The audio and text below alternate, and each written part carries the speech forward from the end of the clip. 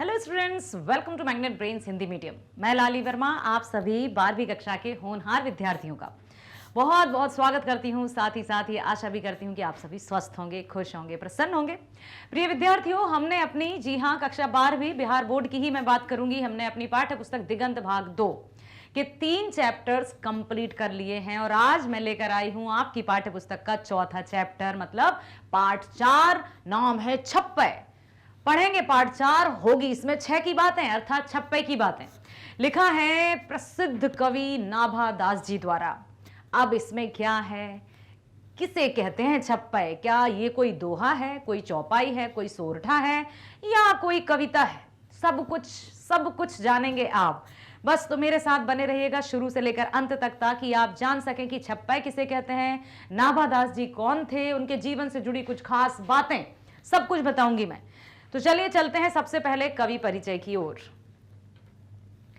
नाभा दास अग्रदास जी के शिष्य, बड़े भक्त और साधु सेवी थे। कौन थे? बड़े आराम से सुनिएगा, आप ध्यान से सुनिएगा, क्योंकि जितना ध्यान से हम एक बार सुन लेंगे तो हमें बार बार इधर उधर भटकने की आवश्यकता नहीं होगी।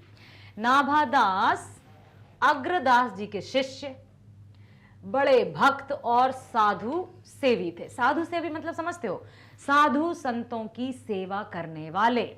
अग्रदास जी के शिष्य, अर्थात प्रश्न यदि आ जाए कि नाभा दास जी के गुरु जी का नाम क्या है, तो आप क्या लिखोगे? अग्रदास जी। ठीक है, क्योंकि वे अग्रदास जी के शिष्य थे।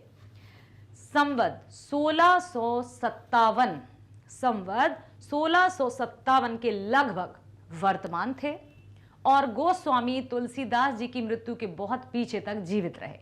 अब बात आई गोस्वामी तुलसीदास जी की, तो हमें यह पता भी होना चाहिए कि तुलसीदास जी का जीवन काल कब से कब तक रहा।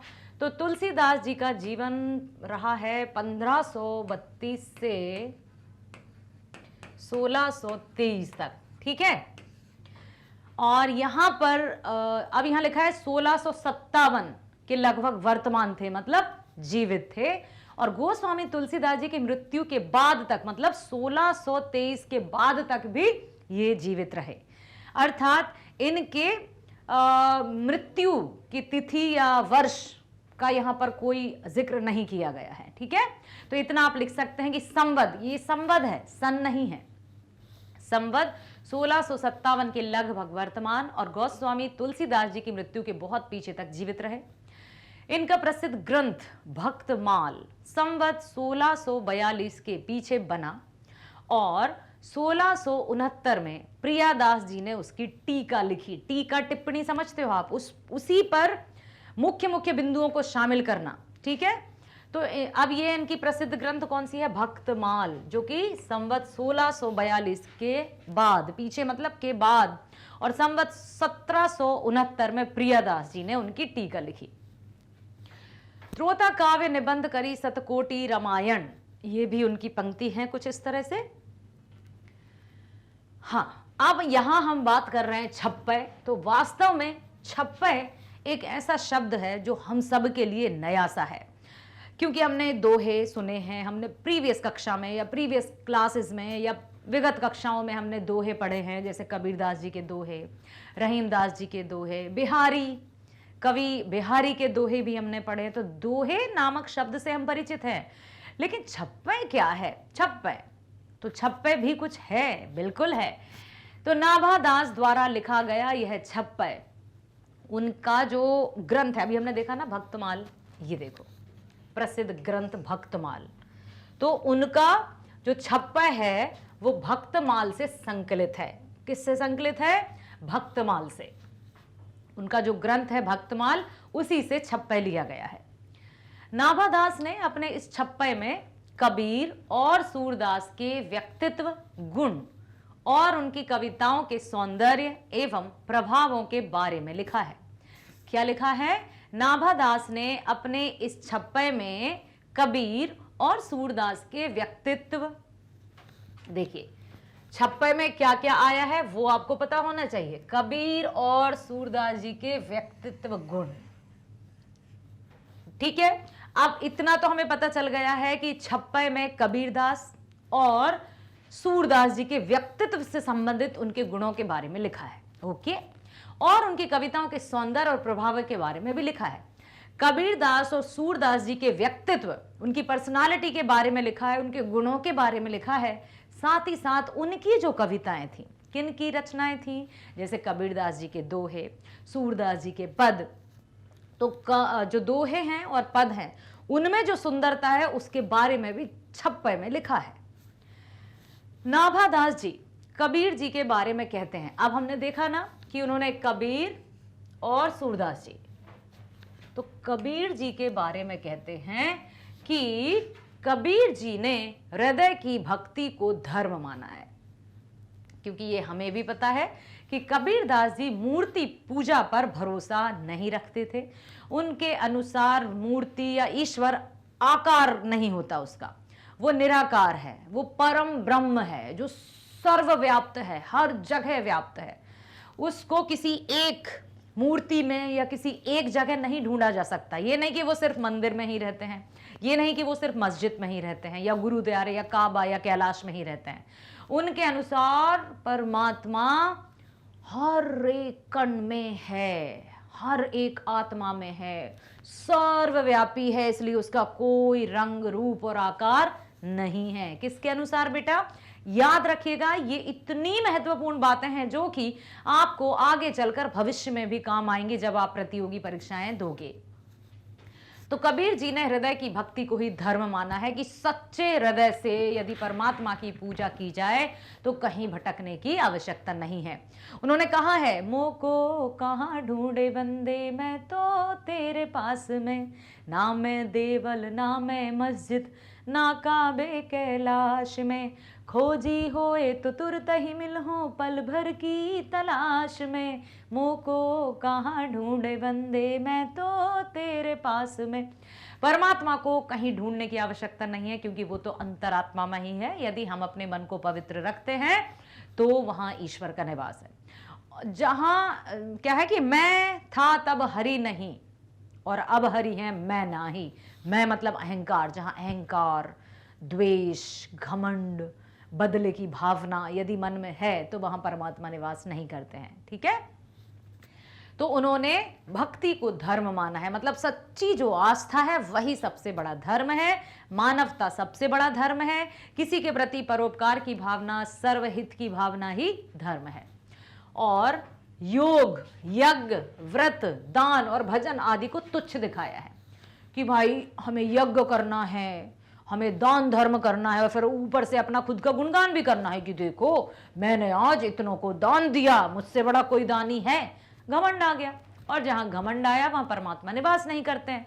बड़े बड़े यज्ञ, बड़े बड़े आयोजन करवाए जा रहे हैं, साधु संतों को भोजन करवाए जा रहे हैं, और फिर मन में अहंकार की भावना का विकास हो रहा है, तो वो धर्म नहीं है। उन्होंने साफ साफ लिखा है कि यज्ञ, व्रत, दान और भजन आदि को उन्होंने तुच्छ बताया है कि यदि ये सब करने से व्यक्ति के मन में अहंकार या घमंड आ रहा है तो वो किसी काम के नहीं है। समझ में आया? चाहे वह हिंदू हो चाहे वह मुस्लिम हो, इसका प्रमाण रमैनी और सबद है जो मेरी बातों का साक्ष्य है। नाभादास जी सूरदास जी के बारे में कहते हैं। अब कबीरदास जी के बारे में समझ में आ गया। कबीरदास जी ने सच्ची आत्मा, मतलब जो सच्ची भक्ति है उसी को धर्म माना है, और उन्होंने मूर्ति पूजा का खंडन किया है। यज्ञ आदि जो है, दान भजन, उसको तुच्छ माना है। तुच्छ मतलब बहुत निम्न कोटि का, क्योंकि यदि ये सब करके व्यक्ति के मन में अहंकार या घमंड आ रहा है तो वो किसी कार्य का नहीं। अब चलते हैं सूरदास जी की तरफ। तो सूरदास जी के बारे में क्या कहा है कि उनकी सभी रचनाएं, सूरदास जी की सभी रचनाएं युक्ति, चमत्कार और अनुप्रास की स्थिति से भरी हैं। जो वचन होते हैं वो प्रेम से भरे होते हैं। सूरदास जी के वचनों को उन्होंने प्रेम कहा है। सूरदास जी की कविताएं कृष्ण लीला से जुड़ी हुई होती है। हमें पता है ना कि सूरदास जी कृष्ण के कितने बड़े भक्त थे। हाँ, मैया मोरी मैं नहीं माखन खायो, सांझ पड़े गौवन के पीछे मधुवन मोए पठायो, री मैया मोरी मैं नहीं माखन खायो, या कबहू बढ़ेगी चोटी। ठीक है, बहुत सारे हैं। तो यहाँ पर सूरदास जी को उन्होंने कृष्ण का अनन्य भक्त बताया, और हमें ये सूरदास जी की रचनाओं में भी स्पष्ट रूप से दिखाई देता है। ठीक, जिसमें उन्होंने हरि के जन्म, कर्म, गुण। अभी हमने पढ़ा था ना सूरदास जी का कि किस तरह से उन्होंने वात्सल्य रस के लिए माता यशोदा जब उनको सुबह होने का संकेत देती हैं कि बेटा हे ब्रज राजकुंवर अब जाग जाओ, कमल कुसुम खिल गए हैं और कुमुद संकुचित हो गया है, अर्थात सुबह हो गई है, जाग जाओ। तो उनके ही पद हैं, ये सूरदास जी के ही पद हैं, जिसमें वात्सल्य रस का जो वर्णन है, या फिर हम जब रसों की बात करें उसमें यदि हम वात्सल्य रस की बात करते हैं तो वात्सल्य रस के सम्राट सूरदास जी ही हैं। समझ में आया? सूरदास जी विश्व प्रसिद्ध हैं, उनसे अच्छा, उनसे सही, उनसे अधिक वात्सल्य रस की कोई भी व्यंजना नहीं कर पाया है। इतने सुंदर तरीके से उन्होंने वात्सल्य रस को पिरोया है अपने पदों में, जो कि अतुलनीय है, अद्वितीय है। ठीक है, उन्होंने हरि के जन्म, कर्म, गुण और रूप का वर्णन किया है। सूरदास जी की कविताओं को जो भी सुनता है उसकी बुद्धि निर्मल हो जाती है। उनकी कविताओं को कोई गलत नहीं कह सकता, सभी इसमें अपनी हामी भरते हुए अपना सर हाँ में ही हिलाते हैं कि हाँ बिल्कुल सही कहा। ठीक, अब देखो हम पढ़ते हैं यहां छप्पय। तो छप्पय अर्थात 6 चरण होते हैं। दोहा में 4 चरण, चौपाई में भी 4 चरण, ठीक है, कवित्त होते हैं 4-4 पंक्तियों के, लेकिन छप्पय में होते हैं 6 चरण। भगति विमुख जे धर्म सो, सब अधर्म करी गाय, योग यज्ञ व्रत दान भजन, बिनु तुच्छ दिखाए। अभी हमने बात की थी कि भगति विमुख जे धर्म सो, सब अधर्म करे जाए। यदि भक्ति सही से नहीं की जाए, अर्थात उन्होंने भक्ति को ही सबसे बड़ा धर्म माना है, क्योंकि यहां पर जो छप्पय में हम देखने वाले हैं वो सबसे पहले हम देख रहे हैं कबीरदास जी की रचनाओं का गुणगान। किसके द्वारा? नाभादास जी के द्वारा। उसके बाद हम चलेंगे सूरदास जी की रचनाओं का गुणगान उन्होंने कैसे किया है। ठीक है, तो नाभादास जी ने प्रथम छप्पय में कबीरदास जी की रचनाओं का वर्णन किया है, उनका बखान किया है। तो ये कबीरदास जी से संबंधित है। क्या कहा है नाभादास जी ने कबीरदास जी के बारे में? भगति विमुख जे धर्म सो, सब अधर्म करी गाय, योग यज्ञ व्रत दान भजन, बिनु तुच्छ दिखाए। यदि मन में पवित्रता का भाव नहीं है तो चाहे आप दान करें, चाहे आप घंटों पूजा करते रहें, माला जपते रहें, बड़े बड़े मंदिरों का निर्माण करवा दें, उससे कोई फर्क नहीं पड़ेगा। ईश्वर तक हमारी बात या आपकी बात नहीं पहुंचेगी। सच्चे मन से यदि हम प्रभु का नाम स्मरण करेंगे, भले हम ना करें यज्ञ, हम ना करें दान, हम ना करें माला जपने का काम, यदि सच्चाई मन में है, ठीक है, तो वही सबसे बड़ी भक्ति है। परमात्मा के प्रति जो आस्था है वही है सबसे बड़ी भक्ति। नाभादास द्वारा लिखा गया छप्पय भक्तमाला से संकलित है। नाभादास ने अपने पहले छप्पय में कबीर दास जी के व्यक्तित्व और उनके गुणों का उल्लेख किया है। इन पंक्तियों में नाभादास जी कहते हैं कि कबीर जी ने हृदय से किए गए भक्ति को धर्म माना है, सच्चे हृदय से, जिसमें सच्ची भावना हो, प्रेम हो, बाकी सब अधर्म है। बस सच्चाई के साथ धर्म का पालन करना, भक्ति के मार्ग पर चलना ही सबसे बड़ा धर्म है। उन्होंने योग, यज्ञ, व्रत, दान और भजन सबको तुच्छ माना है। तुच्छ मतलब जानते हो ना कि गुड फॉर नथिंग, लाइक कि ये सब तुच्छ हैं। यदि कब हैं तुच्छ? मन में अहंकार है, झूठ है और इतना सब कर रहे हैं, मतलब वो किसी काम का नहीं है। कबीर जी के अनुसार ये भक्ति को नहीं, दिखावे को दिखाती हैं। मतलब बड़े बड़े यज्ञ करवाना, दान करना, ये भक्ति को नहीं दिखाते।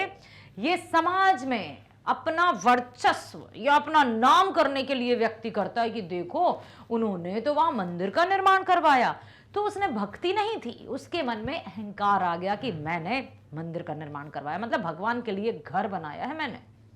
अहंकार की भावना को दर्शाया, मैंने देखो बड़े बड़े यज्ञ किए हैं, साधु संतों को भोजन करवाया है, मतलब क्या मेरे जैसा कोई करवा सकता है? बस अहंकार आ गया। तो कबीरदास जी ने यही कहा है कि ये भक्ति को नहीं दिखाते हैं, ये दिखावे को दिखाती हैं। इनमें भक्ति का भाव नहीं होता है, इसलिए यदि सच्चे हृदय से प्रभु का नाम लिया जाए तो वही सबसे बड़ा धर्म है। हिंदू तुरक प्रमाण रमेनी सबदी साखी, पक्षपात नहीं बचन सबही के हैं हित की भाषी। तो नाभादास द्वारा लिखा गया यह छप्पय भक्तमाला से संकलित है। नाभादास ने अपने पहले छप्पय में कबीर जी के व्यक्तित्व और उनके गुणों का उल्लेख किया है। इन पंक्तियों में नाभादास जी ने कहा है कि कबीर जी ने कभी किसी के साथ पक्षपात नहीं किया। उनके वचन, उनकी भाषा जो है वह हमेशा सभी के हित में होती है, चाहे वह हिंदू हो या मुस्लिम हो। इसका प्रमाण रमेनी और सबदी है, जो मेरी बातों का सबूत है। अर्थात उन्होंने यही कहा है कि किसी भी तरह से, ठीक है, कबीर जी कभी किसी के साथ पक्षपात नहीं करते, सबके लिए। हिंदू मुआ राम कहे मुसलमान खुदाई, कहे कबीर सो जीविता जो दूह के निकट न जाए। अर्थात मानवता ही सबसे बड़ा धर्म है। वह हमेशा उनके वचन, उनकी भाषा जो हमेशा सबके हित में होती है, चाहे वह हिंदू हो चाहे मुसलमान। इसका प्रमाण रमेनी और सबदी है कि किसी भी तरह से वो किसी जाति या धर्म के प्रति कोई पक्षपात नहीं करते थे। देखो अब यहां पर आरूढ़ दशा है जगत पे, मुख देखी ना ही भनी। आरूढ़ दशा है जगत पे, मुख देखी ना ही भनी। कबीर कानी राखी नहीं, वर्णाश्रम शट दर्शनी। तो नाभादास द्वारा लिखा गया यह छप्पय भक्तमाला से संकलित है। उन्होंने अपने पहले छप्पय में कबीर के व्यक्तित्व और उनके गुणों का बखान किया है। इन पंक्तियों में नाभादास जी ने कहा है कि कबीर ने कभी अपने मुख से देखी बात नहीं की है। अर्थात आरूढ़ दशा जगत पे, मुख देखी ना ही भनी। संसार में किसी के साथ पक्षपात नहीं किया है। मुख, अब इसको देखो, कभी मुख देखी बात नहीं की है, इसका अर्थ समझ रहे हो आप? नहीं कि लोग मुंह पर कुछ और बात करने लगते हैं, हाँ सच में आप ही मेरे हितैषी हैं, आप बहुत अच्छे हैं, और पीठ पीछे उसी की निंदा करने लगते हैं। तो कबीर दास जी कभी इस तरह से अपना व्यवहार नहीं रखते थे। किसी के भी साथ उन्होंने पक्षपात नहीं किया। संसार के सभी लोग एक ही दशा में सवार होकर मुख देखी बात करते हैं कि जहां जो दिख गया उसकी बड़ाई करने लगे, पर कबीर ने कभी ऐसा नहीं कहा। कबीर ने कभी सुनी सुनाई बातों पर विश्वास नहीं किया। 4 वर्ण, 4 आश्रम और 6 दर्शनी को भी उन्होंने कोई महत्व नहीं दिया। समझ रहे हैं आप? जैसे ब्राह्मण, क्षत्रिय, वैश्य, शूद्र, ब्राह्मणों को देख के सबके तो, अरे भाई ये तो ज्ञानी है, क्षत्रिय दिख गए तो उनको जी हजूरी करने लगे। उन्होंने ऐसा कुछ नहीं किया। इंसान इंसान है, व्यक्ति व्यक्ति है। कौन किस पद पर बैठा है, कौन कहाँ चल रहा है तो वो इंसान। अक्सर लोग, बड़े बड़े लोग किनको कहते हैं? जिनके पास धन है, दौलत है, पैसा है, ये सब है, मतलब उसको बड़े लोग कहते हैं, और उनके सामने दुम हिलाते फिरते हैं। लेकिन कबीर दास जी जैसे लोग कभी किसी के आगे पीछे नहीं भटके। उन्होंने हर एक इंसान को एक समान माना है। ठीक है, इसलिए लिखा है कि उन्होंने कभी मुख देखी बात नहीं कही, कबीरदास जी ने। अब हम चलते हैं, यहां पर सूरदास जी की बारी आ गई है। उक्ति चौज अनुप्रास वर्ण, अस्थिति अति भारी, वचन प्रीत निर्वही अर्थ, अद्भुत तुकधारी। नाभादास द्वारा लिखा गया यह छप्पय भक्तमाला से संकलित है। नाभादास ने अपने दूसरे छप्पय में सूरदास जी की कविताओं और उनके गुणों का उल्लेख किया है। पहले जो छप्पय थे वो कबीरदास जी से संबंधित थे। उनमें आपको पता चल गया उनके गुणों का, उनके व्यक्तित्व का, उनकी रचनाएं किस तरह की होती थी, उसका वर्णन हुआ है। अब इन्होंने दूसरे छप्पय में सूरदास जी की कविताओं और उनके गुणों का उल्लेख किया है। इन पंक्तियों में नाभादास जी कहते हैं कि सूरदास जी की जो रचनाएं हैं वे सभी युक्ति, चमत्कार और अनुप्रास वर्ण की स्थिति से भरी हुई हैं। उनके जो वचन हैं, जो वाणी है, वह प्रेम से भरी हुई है। किसकी? सूरदास जी की। उनके जो अर्थ हैं वे अद्भुत हैं और एक तुक को धारण किए हुए हैं। प्रतिबिंबित दिव्य दृष्टि हृदय हरि लीला भासी, जन्म कर्म गुण रूप सबही रसना परकासी। तो नाभादास द्वारा लिखा गया यह छप्पय भक्तमाला से संकलित है। नाभादास ने अपने दूसरे छप्पे में सूरदास जी की कविताओं और उनके गुणों का उल्लेख किया है। इन पंक्तियों में नाभादास जी कहते हैं कि सूरदास ने अपने दिव्य दृष्टि से अपने हृदय में हरि का एक प्रतिबिंब बनाया है, अर्थात ईश्वर का एक प्रतिबिंब बनाया है। उन्होंने इस तरह से कि प्रभु की जो लीला है, उनकी रचना है, वो किस तरह की है और उनकी लीला का वर्णन किया है। प्रतिबिंब भी तो बनाया है, कोई साक्षात तो देखा नहीं है ना, फिर भी उन्होंने कितने अच्छे से श्री कृष्ण का बखान किया है कि सो रहा है लल्ला, फिर नंद बाबा की गोद में बैठे हैं, व्यंजन रखे हैं थाल में, कुछ खाते हैं, कुछ गिराते हैं, कुछ अपने हाथों से अपने बाबा को खिलाते हैं, फिर वहीं दूध दही रखा है तो दही और जो मिश्री है उसका मिश्रण करके खाते हैं तो अत्यंत शोभायमान लगते हैं। ये सब उनके प्रतिबिंबित तो है बेटा। उन्होंने कल्पनाओं में श्री कृष्ण का जो मनोहारी चित्रण किया है वो अद्भुत है, अतुलनीय है और उनकी लीला का वर्णन है। उन्होंने श्री कृष्ण के जन्म, कर्म, गुण और रूप का वर्णन अपने वचनों द्वारा अपनी कविताओं के रूप में प्रकाशित किया है। अगला है विमल बुद्धि हो तासु की, जो यह गुण श्रवण निधेरे, सूर कवित सुनी कौन कवि, जो नहीं शिर चालन करे। तो नाभादास द्वारा लिखा गया यह छप्पे भक्तमाला से संकलित है। नाभादास ने अपने दूसरे छप्पे में सूरदास जी की कविताओं और उनके गुणों का उल्लेख किया है। इन पंक्तियों में नाभादास जी कहते हैं कि जो भी सूरदास जी की रचनाओं को, उनके गुणों को अपने कानों से सुनता है, उनकी बुद्धि निर्मल हो जाती है। सूरदास जी की कविताओं को सुनकर कोई भी उनकी बातों को गलत नहीं कह सकता। उनकी कविताओं पर अपनी हामी ही भरते हैं और अपना सिर हाँ में हिलाते हैं। ठीक है, आशा करती हूँ आपने कबीरदास जी के बारे में सुना कि किस तरह से नाभादास जी ने कबीरदास जी के बारे में बताया, फिर नाभादास जी ने सूरदास जी के व्यक्तित्व और गुण और उनकी रचनाओं का वर्णन किया। सब कुछ आपको समझ में आया है तो इसी तरह से बने रहिए हमारे साथ। मिलते हैं नेक्स्ट वीडियो में। स्वस्थ रहिए, खुश रहिए, bye bye, thank you so much.